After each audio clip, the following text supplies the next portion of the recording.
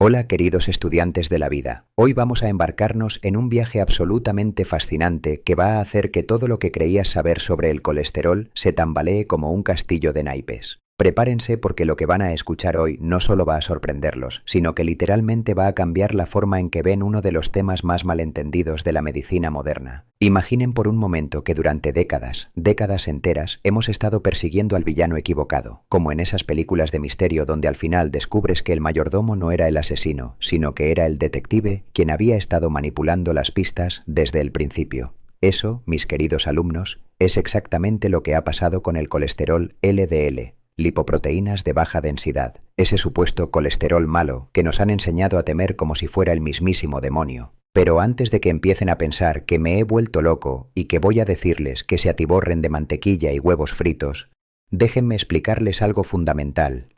La ciencia real, la ciencia de verdad, es mucho más compleja, mucho más matizada y, créanme, infinitamente más interesante que los eslóganes simplistas que nos han vendido durante años. Empecemos por el principio, porque para entender esta historia necesitamos conocer a nuestro protagonista. El colesterol, queridos estudiantes, no es un villano, es, literalmente, uno de los componentes más esenciales para la vida en este planeta. Sin colesterol, ustedes no estarían aquí escuchando esta clase, porque sin colesterol no habría vida tal como la conocemos. Piensen en el colesterol como el cemento molecular de nuestro cuerpo.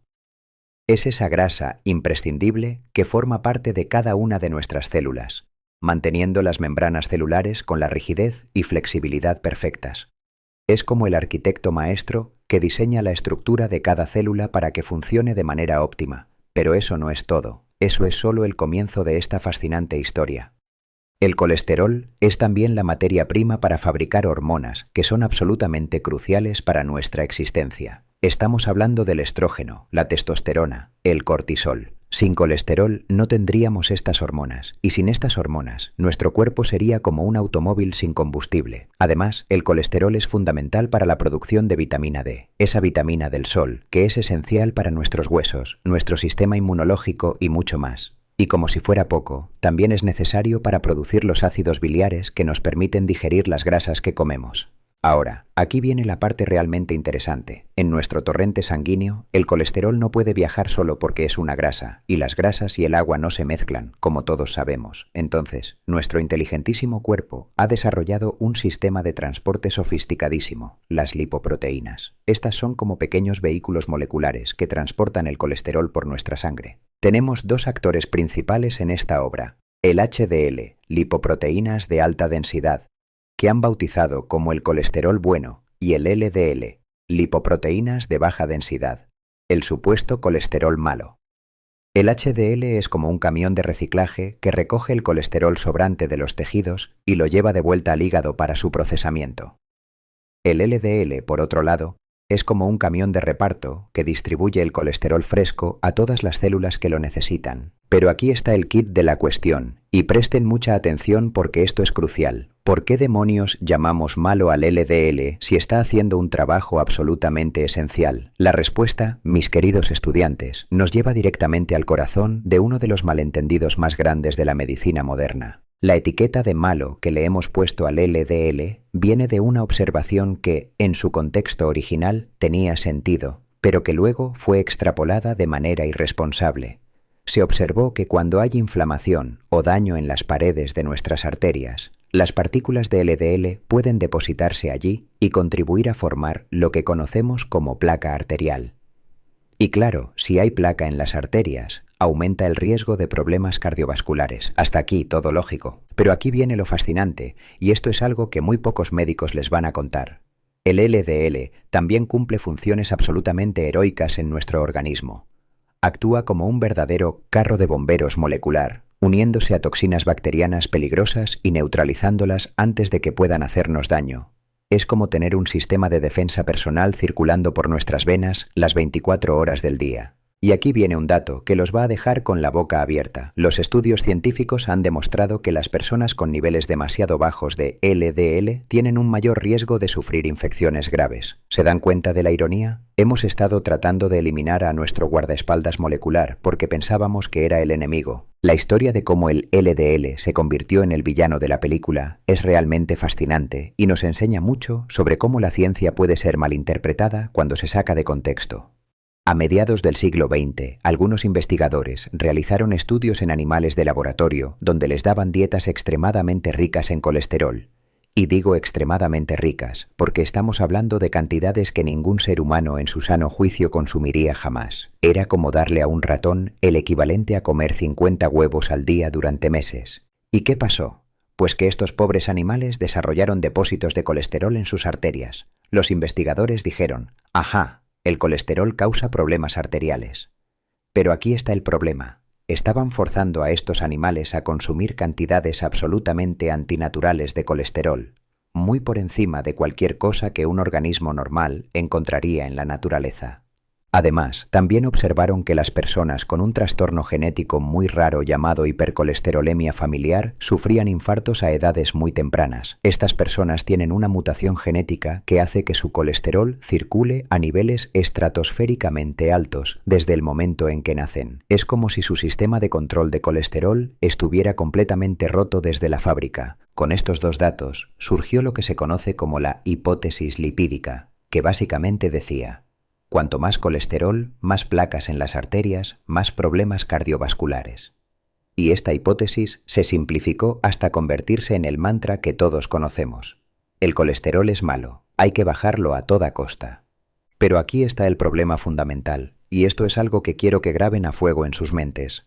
Generalizar los resultados de experimentos con dosis antinaturales de colesterol en animales y los casos de personas con trastornos genéticos extremadamente raros a toda la población humana es como decir que correr es peligroso porque algunos atletas de élite se lesionan. El contexto, queridos estudiantes, el contexto lo es todo en ciencia. Ahora vamos a adentrarnos en uno de los aspectos más controvertidos y fascinantes de toda esta historia. Durante décadas, las guías médicas han ido bajando progresivamente los objetivos de colesterol LDL. Primero dijeron que tenía que estar por debajo de 100 miligramos por decilitro, luego por debajo de 70, y ahora incluso hablan de 55 para personas de alto riesgo. Es como si estuviéramos en una subasta al revés, donde cada vez se pide menos y menos. Pero aquí viene lo realmente impactante. Un análisis crítico publicado en 2025 revisó meticulosamente todos los ensayos clínicos que supuestamente apoyan estos objetivos ultrabajos de LDL, y la conclusión fue demoledora. La idea de cuanto más bajo, mejor, simplemente no se sostiene cuando examinas los datos con rigor científico. ¿Y por qué no se sostiene? Déjenme explicarles las razones.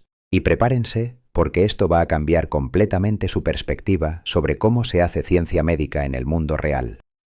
Primero, tenemos lo que se llama la falacia ecológica, y esto es absolutamente crucial que lo entiendan. Muchos de los estudios que apoyan bajar el colesterol analizan promedios de grupos grandes de personas. Por ejemplo, toman un grupo de 1000 personas con LDL promedio de 120 y otro grupo de 1000 personas con LDL promedio de 90 y observan que el segundo grupo tiene menos eventos cardiovasculares. Entonces concluyen, ajá, menos LDL es mejor.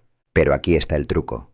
Y esto es algo que muy pocos médicos entienden realmente. Cuando los investigadores van persona por persona, individuo por individuo, y miran la relación entre el LDL de cada persona específica y su riesgo cardiovascular individual, esa relación prácticamente desaparece. Es como si estuviéramos viendo un espejismo estadístico. Lo que funciona para el promedio del grupo no necesariamente se aplica a cada individuo dentro de ese grupo. Segundo, tenemos el problema de la extrapolación irresponsable. Hay revisiones científicas que toman estudios donde el LDL se redujo a unos 100 miligramos por decilitro y mostraron cierto beneficio. Y luego, sin más datos, sin más evidencia, concluyen alegremente que bajarlo a 70 o incluso a 55 traerá beneficios aún mayores.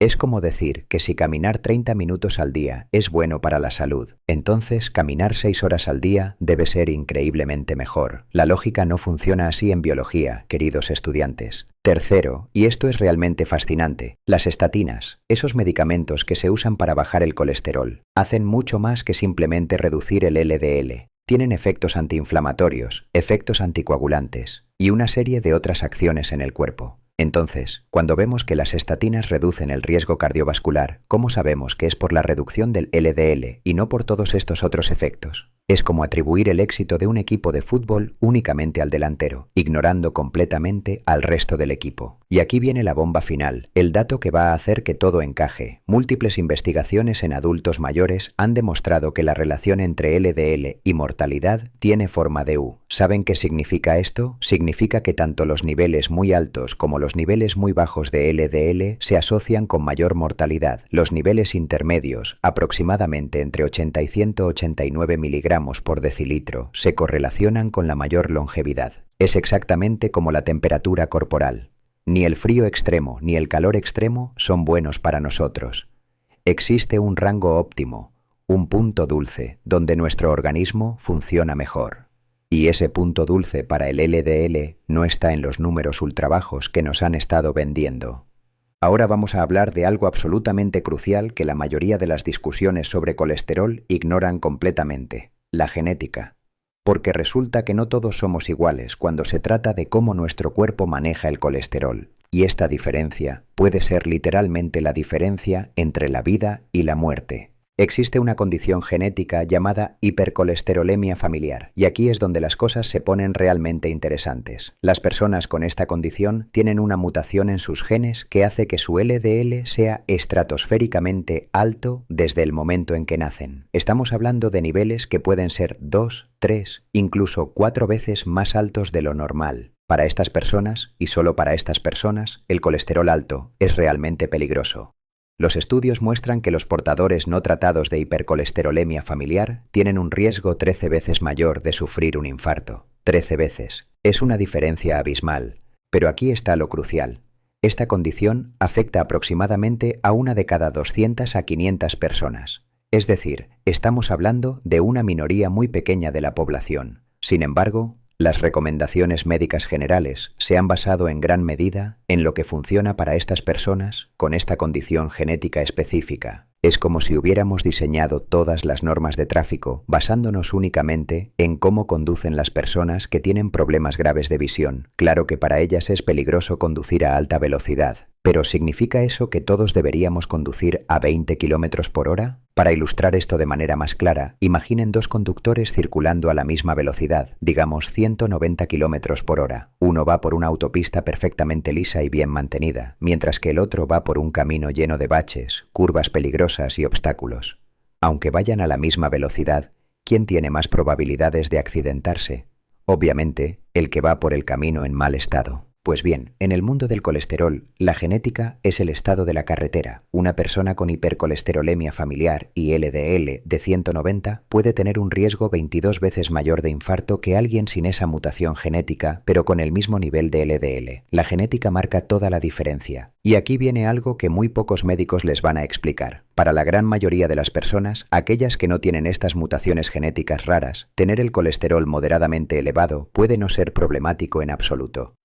De hecho, muchas personas con colesterol alto, según los estándares actuales, han vivido décadas sin ningún problema cardiovascular, porque su metabolismo está en equilibrio. Ahora vamos a adentrarnos en un territorio que puede resultar incómodo para algunos, pero que es absolutamente necesario abordar si queremos entender la verdad completa sobre el colesterol. Vamos a hablar de las guías oficiales y de cómo se crean las recomendaciones médicas que luego se convierten en dogma. Si consultan las principales sociedades médicas de Estados Unidos y Europa, verán que todas consideran el LDL elevado como un factor de riesgo importante para la enfermedad cardiovascular. La guía Endotext de 2025 resume esta postura oficial. El colesterol alto se asocia con infartos y bajar el LDL reduce el riesgo. Punto final. ¿En qué basan esta recomendación? En 3 pilares principales: estudios poblacionales que muestran que las poblaciones con colesterol más bajo tienen menos enfermedad coronaria, ensayos clínicos donde dietas y fármacos que reducen el colesterol disminuyen los infartos, y metaanálisis que sugieren que cada reducción de 39 miligramos por decilitro en LDL se asocia con un descenso del 22% en el riesgo de infarto. Suena convincente, ¿verdad? Pero aquí es donde tenemos que ponernos nuestro sombrero de detectives científicos y examinar estos pilares más de cerca. Los estudios poblacionales, aunque útiles, tienen limitaciones enormes. Son como fotografías que capturan un momento en el tiempo, pero no pueden decirnos qué causa qué. Es cierto que las poblaciones con colesterol más bajo tienden a tener menos enfermedad coronaria, pero también tienden a tener estilos de vida diferentes, mejor acceso a atención médica, menos pobreza, menos estrés crónico. ¿Cómo sabemos qué factor es realmente el responsable de la diferencia? Los ensayos clínicos con medicamentos son más convincentes, pero aquí tenemos el problema que mencioné antes. Las estatinas hacen mucho más que bajar el colesterol. Tienen efectos antiinflamatorios, mejoran la función endotelial, tienen propiedades anticoagulantes. Cuando vemos que reducen el riesgo cardiovascular, es por bajar el LDL o por todos estos otros efectos. Y los metaanálisis, aunque son herramientas poderosas, pueden ser manipulados dependiendo de qué estudios incluyas y cuáles excluyas. Es como hacer un promedio de calificaciones. Si incluyes solo los exámenes fáciles, el promedio será alto, pero eso no significa que el estudiante sea brillante. Pero aquí viene lo realmente interesante. Las mismas guías oficiales reconocen, aunque en letra pequeña, que no hay que bajar el LDL por bajarlo. Admiten que los beneficios son mayores cuando el LDL inicial es alto y se reducen cuando el LDL ya es bajo. En otras palabras, bajar de 200 a 160 puede ser muy útil, pero bajar de 80 a 40 puede no compensar los efectos secundarios. Sin embargo, este matiz crucial se pierde en la traducción cuando llega a la consulta médica. El mensaje que recibe el paciente promedio es simple y aterrador. Su colesterol está alto, tiene que bajarlo o se va a morir. Es un mensaje fácil de vender, fácil de recordar y muy efectivo para vender medicamentos, pero no necesariamente cierto para cada individuo. Ahora vamos a adentrarnos en uno de los aspectos más fascinantes y perturbadores de toda esta historia. Cómo algunos de los estudios más influyentes sobre colesterol tienen problemas metodológicos tan graves que sus conclusiones deberían tomarse con enormes granos de sal. Quienes defienden que el colesterol LDL debe bajarse a toda costa suelen citar estudios históricos y análisis genéticos que, en la superficie, parecen convincentes. Pero cuando examinas estos trabajos con la lupa del rigor científico, aparecen grietas tan grandes que podrías manejar un camión a través de ellas. Empecemos con los estudios observacionales y correlacionales. Muchas de las recomendaciones dietéticas actuales proceden de estudios de cohortes que observan la dieta y la mortalidad en grandes poblaciones durante décadas. Estos trabajos encuentran asociaciones estadísticas, pero aquí está el problema fundamental. Asociación no implica causalidad. Es como observar que las personas que llevan paraguas se mojan más que las que no los llevan y concluir que los paraguas causan la lluvia. Obviamente, la explicación real es que las personas llevan paraguas cuando ya está lloviendo o cuando esperan que llueva, pero si solo miraras las estadísticas sin contexto, podrías llegar a la conclusión errónea de que los paraguas son peligrosos. En el caso del colesterol, estos estudios están plagados de lo que llamamos factores de confusión. Las personas con colesterol alto a menudo tienen otros factores de riesgo. Pueden fumar más, hacer menos ejercicio, tener más estrés, comer más alimentos procesados, tener menos acceso a atención médica de calidad. Cuando vemos que tienen más problemas cardiovasculares, ¿cómo sabemos si es por el colesterol o por todos estos otros factores? Es como tratar de determinar qué hace que un automóvil sea más propenso a accidentarse mirando solo el color de la pintura, ignorando completamente factores como la velocidad, las condiciones de la carretera, la experiencia del conductor, el estado de los frenos y las condiciones climáticas. Luego tenemos los estudios genéticos, que en teoría deberían ser más confiables porque la genética no se ve afectada por el estilo de vida. Estos estudios miran a personas con variaciones genéticas que naturalmente tienen colesterol más alto o más bajo y observan sus resultados cardiovasculares. Algunos de estos estudios han encontrado que las personas con variaciones genéticas que causan LDL más alto tienen más problemas cardiovasculares. Suena convincente, ¿verdad? Pero aquí está el truco. Muchas de estas variaciones genéticas no solo afectan el colesterol, sino también otros aspectos del metabolismo. Es como cambiar una pieza en un motor complejo y luego luego atribuir cualquier cambio en el rendimiento únicamente a esa pieza, ignorando que esa pieza está conectada a muchas otras. Además, muchos de estos estudios genéticos se enfocan en poblaciones específicas, con características genéticas particulares, y luego extrapolan los resultados a toda la humanidad. Es como estudiar cómo funciona un tipo específico de automóvil en un tipo específico de carretera y luego aplicar esas conclusiones a todos los automóviles en todas las carreteras del mundo.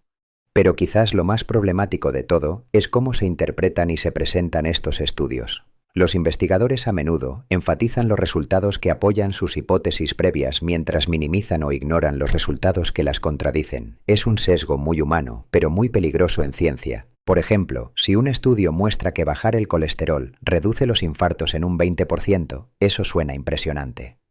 Pero si el riesgo original era de 2 en 1000 personas y ahora es de 1.6 en 1000 personas, estamos hablando de una diferencia absoluta muy pequeña. Sin embargo, el titular será reducción del 20% en el riesgo de infarto, en lugar de reducción de 0,4 casos por cada 1000 personas. Ahora llegamos a uno de los hallazgos más sorprendentes y controvertidos de la investigación moderna sobre colesterol. Un hallazgo que ha hecho que muchos investigadores reconsideren todo lo que creían saber sobre este tema. Múltiples estudios independientes, realizados en diferentes países y con diferentes poblaciones, han llegado a la misma conclusión perturbadora. La relación entre el colesterol LDL y la mortalidad no es lineal. No es cierto que menos siempre sea mejor. En cambio, la relación tiene forma de U. ¿Qué significa esto exactamente? Significa que tanto los niveles muy altos como los niveles muy bajos de LDL se asocian con mayor riesgo de muerte. Los niveles intermedios, esos que según las guías actuales deberían considerarse demasiado altos, son en realidad los que se correlacionan con la mayor longevidad. Esto es absolutamente revolucionario y las implicaciones son enormes. Estamos hablando de estudios que han seguido a decenas de miles de personas durante décadas y consistentemente encuentran que las personas con LDL entre 80 y 189 miligramos por decilitro viven más tiempo que aquellas con niveles más bajos o más altos. ¿Cómo es posible esto? ¿Cómo puede ser que tener el colesterol demasiado bajo sea peligroso? La respuesta nos lleva de vuelta a algo que mencioné al principio. El LDL no es solo un villano que obstruye arterias, es un componente esencial de nuestro sistema inmunológico y de nuestro metabolismo general. Cuando los niveles de LDL son demasiado bajos, nuestro cuerpo puede tener dificultades para combatir infecciones. El LDL se une a toxinas bacterianas y las neutraliza. Sin suficiente LDL, somos más vulnerables a infecciones graves que pueden ser mortales, especialmente en personas mayores. Además, el colesterol es necesario para la síntesis de hormonas vitales. Cuando los niveles son demasiado bajos, la producción de hormonas como la testosterona y el estrógeno puede verse comprometida, lo que puede tener efectos negativos en la salud ósea, la función cognitiva y muchos otros aspectos de la salud. También está el tema de la integridad de las membranas celulares. El colesterol es un componente estructural crucial de todas nuestras células. Cuando los niveles son demasiado bajos, las membranas celulares pueden volverse demasiado fluidas, lo que puede afectar su función. Pero quizás lo más preocupante es que algunos estudios han encontrado una asociación entre niveles muy bajos de colesterol y mayor riesgo de cáncer, depresión y comportamiento violento. Aunque estas asociaciones no prueban causalidad, son lo suficientemente consistentes como para ser preocupantes. Es como si hubiéramos estado tan obsesionados con evitar un problema que creamos otros problemas igualmente graves. Es el equivalente médico de tomar tanto medicamento para la presión arterial que la presión baja demasiado y causa desmayos. La curva en forma de U nos enseña algo fundamental sobre la biología. Los extremos rara vez son buenos. Nuestro cuerpo ha evolucionado durante millones de años para funcionar dentro de ciertos rangos, y cuando forzamos los parámetros fuera de esos rangos naturales, incluso con las mejores intenciones, podemos causar más daño que beneficio. Ahora vamos a abordar algo que es absolutamente crucial, pero que rara vez se discute en las consultas médicas: la individualidad biológica. Porque resulta que cuando se trata de colesterol, no todos somos iguales, ni siquiera remotamente. Imaginen que el colesterol fuera como el alcohol. Para algunas personas, una copa de vino al día puede ser beneficiosa. Para otras, esa misma copa puede ser el inicio de un problema serio. Para alguien con cierta predisposición genética, incluso pequeñas cantidades pueden ser peligrosas. Y para otros, pueden beber moderadamente durante décadas sin ningún problema. Con el colesterol pasa algo similar. Hay personas que pueden tener niveles de LDL de 200 miligramos por decilitro y vivir hasta los 90 años sin ningún problema cardiovascular. Hay otras que con niveles de 150 pueden desarrollar problemas. Y hay un pequeño grupo para quienes cualquier nivel elevado es realmente peligroso. La diferencia está en lo que podríamos llamar el terreno biológico de cada persona. Este terreno está determinado por una combinación compleja de factores genéticos, epigenéticos, metabólicos, inflamatorios y de estilo de vida. Por ejemplo, hay personas con lo que se llama un fenotipo metabólicamente sano. Estas personas pueden tener sobrepeso, incluso obesidad, pero sus marcadores metabólicos están perfectos, buena sensibilidad a la insulina, baja inflamación, buena función endotelial. Para estas personas, tener el colesterol moderadamente elevado puede no ser problemático en absoluto. Por el contrario, hay personas delgadas que parecen saludables por fuera, pero que tienen lo que se llama obesidad metabólica de peso normal. Tienen alta resistencia a la insulina, inflamación crónica, disfunción endotelial. Para estas personas, incluso niveles moderados de LDL pueden ser más problemáticos. Luego está el factor de la edad. Los estudios muestran consistentemente que la relación entre colesterol y mortalidad cambia dramáticamente con la edad. En personas jóvenes, el colesterol muy alto puede ser más problemático, pero en personas mayores de 65 años, tener el colesterol moderadamente elevado puede ser protector. ¿Por qué? Porque a medida que envejecemos, nuestro sistema inmunológico se debilita y necesitamos más LDL para combatir infecciones. Además, las personas mayores con colesterol muy bajo tienen mayor riesgo de fragilidad, pérdida de masa muscular y deterioro cognitivo. También está el factor del sexo biológico. Las mujeres premenopáusicas tienen un riesgo cardiovascular naturalmente más bajo que los hombres de la misma edad, independientemente de sus niveles de colesterol. Después de la menopausia, el riesgo aumenta, pero la relación entre colesterol y riesgo sigue siendo diferente que en los hombres. Y luego tenemos los factores de estilo de vida. Una persona que hace ejercicio regularmente, come una dieta rica en antioxidantes, no fuma, maneja bien el estrés y duerme adecuadamente, puede tolerar niveles más altos de colesterol sin problemas. Su sistema cardiovascular está en mejor estado general, su inflamación es baja, su función endotelial es buena.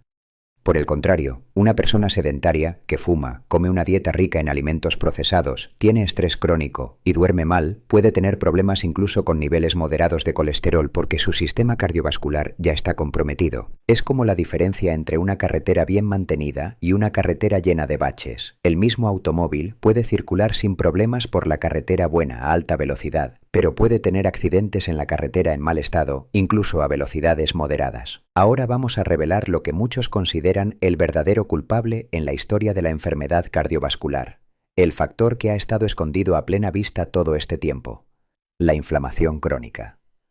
Porque resulta que el colesterol LDL por sí solo no es inherentemente dañino, es como un automóvil, puede ser perfectamente seguro en una carretera en buen estado, pero se vuelve peligroso cuando la carretera está llena de baches y obstáculos. En el caso de nuestras arterias, esos baches y obstáculos son la inflamación. Cuando nuestras arterias están sanas, con paredes lisas y función endotelial normal, el LDL puede circular sin problemas. Es solo cuando hay inflamación, daño endotelial y disfunción vascular que el LDL se convierte en un problema. Es como si la inflamación fuera el verdadero criminal y el LDL fuera simplemente un testigo que se encuentra en el lugar equivocado en el momento equivocado. ¿Qué causa esta inflamación crónica? Aquí es donde la historia se vuelve realmente interesante, porque las causas son múltiples y muchas de ellas están directamente relacionadas con nuestro estilo de vida moderno. El estrés crónico es uno de los factores más importantes. Cuando estamos constantemente estresados, nuestro cuerpo produce cortisol y otras hormonas del estrés que a largo plazo promueven la inflamación. Es como tener el sistema de alarma de nuestro cuerpo activado las 24 horas del día. La falta de sueño es otro factor crucial. Durante el sueño, nuestro cuerpo realiza procesos de reparación y limpieza que son esenciales para mantener la inflamación bajo control. Cuando no dormimos lo suficiente, estos procesos se ven comprometidos. La dieta rica en alimentos ultraprocesados, azúcares refinados y grasas trans es otro culpable importante. Estos alimentos promueven la inflamación de múltiples maneras. alteran la microbiota intestinal, causan picos de glucosa e insulina y contienen compuestos que son directamente inflamatorios. El sedentarismo también juega un papel crucial. El ejercicio regular tiene potentes efectos antiinflamatorios y cuando no nos movemos lo suficiente, perdemos esta protección natural. Las infecciones crónicas, como la enfermedad periodontal, también pueden contribuir a la inflamación sistémica. Es fascinante cómo la salud de nuestras encías puede afectar la salud de nuestro corazón. Incluso factores ambientales como la contaminación del aire y la exposición a toxinas pueden promover la inflamación crónica. Cuando entendemos que la inflamación es el verdadero problema, toda la historia del colesterol cambia. En lugar de obsesionarnos con bajar un número en un análisis de sangre, deberíamos enfocarnos en reducir la inflamación y promover la salud vascular general. Y aquí viene algo realmente fascinante. Muchas de las intervenciones que tradicionalmente se han usado para bajar el colesterol en realidad funcionan principalmente reduciendo la inflamación. El ejercicio regular, una dieta rica en antioxidantes, la pérdida de peso, dejar de fumar, todas estas intervenciones tienen potentes efectos antiinflamatorios. Incluso las estatinas, esos medicamentos que se prescriben para bajar el colesterol, tienen efectos antiinflamatorios significativos que pueden ser más importantes que su efecto sobre el LDL. Es como si hubiéramos estado tratando el síntoma en lugar de la causa. Es como tomar analgésicos para el dolor de cabeza causado por la deshidratación en lugar de simplemente beber agua. Queridos estudiantes, hemos llegado al final de este viaje fascinante a través del mundo del colesterol y espero que sus mentes estén bullendo con nuevas ideas y perspectivas, porque lo que hemos descubierto hoy no es solo información académica, es conocimiento que puede literalmente cambiar sus vidas. Hemos visto cómo el colesterol LDL, lejos de ser el villano que nos han pintado, es en realidad un componente esencial de nuestro organismo que cumple funciones vitales. Hemos descubierto que la relación entre colesterol y salud es mucho más compleja y matizada de lo que nos han hecho creer. Hemos aprendido que la obsesión con bajar el colesterol a niveles ultrabajos puede ser no solo innecesaria, sino potencialmente peligrosa para muchas personas. Hemos visto que la individualidad biológica significa que no existe una talla única para todos cuando se trata de niveles óptimos de colesterol. Y quizás lo más importante, hemos identificado que la inflamación crónica, no el colesterol per se, es probablemente el verdadero culpable en la mayoría de los casos de enfermedad cardiovascular. Entonces, ¿qué significa todo esto para ustedes en su vida diaria? Significa que en lugar de obsesionarse con un número en un análisis de sangre, deberían enfocarse en crear un estilo de vida que promueva la salud cardiovascular general. Esto significa moverse regularmente, no necesariamente convertirse en atletas olímpicos, sino simplemente incorporar actividad física en su rutina diaria. Significa comer alimentos reales, no productos alimentarios ultraprocesados. Significa manejar el estrés de manera efectiva, dormir lo suficiente, mantener conexiones sociales saludables. Significa entender que la salud no es un número en un análisis, sino un estado de bienestar integral que abarca todos los aspectos de su vida.